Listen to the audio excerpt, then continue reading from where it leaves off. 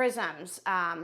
This is going to be a little bit controversial, but I'm going to explain what prisms are, and I'm going to explain the positives and the negatives to it. And the reality is, some people really need prisms and it really helps them. Other people, it can be devastating to have. Here's why. Ocular alignment. So we're talking about our eyes, eye movement. We need our eyes to be aligned equally.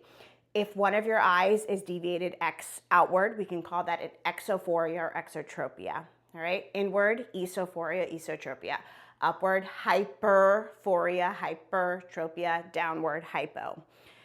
Ocular misalignment. This is where we're having this binocular visual dysfunction. My two eyes are misaligned. So I go to look at anything and it's going to be off.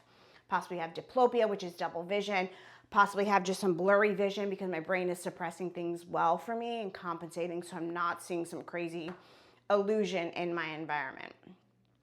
You go and put prisms on, they're great, they're gonna reverse an image. So if my eye is seeing an image more outward, it's gonna flip that image so that it sees it symmetrically with the other eye so I don't have double vision. So that sounds fantastic, I feel a little bit better. The problem is your brain is hurt. Your brain is not working properly. You should not have a misalignment, but you put a Band-Aid on that, that area of the brain is never gonna start working, right? Because you've now flipped the image for it. So we really want to keep the prisms off. We want to work the brain area so we get ocular alignment properly because those brain areas are involved in what?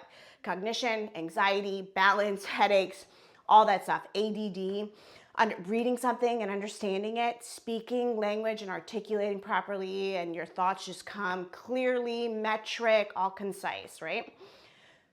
Now there's the case of people that maybe have some severe brain injuries. It could be traumatic induced, it could be acquired, a bleed, AVM, things like that, right? So we've had this really bad lesion and we have a huge palsy in the brain or in the eye. So palsy means one of our eye muscles is super weak because we have such damage in the brain from the nuclei, from the pathways that control that eye. In that scenario, that person needs some form of relief to live well in their world. So yes, use prisms. Use prisms, rehab the brain, rewire things, see what integrity you can get in the central nervous system, you know, and then begin to decrease the prism. So it is controversial. It's kind of our world. And, you know, the cool thing is we have a really great amount of research regarding eye movements and the neurology controlling eye movements. So it's super exciting.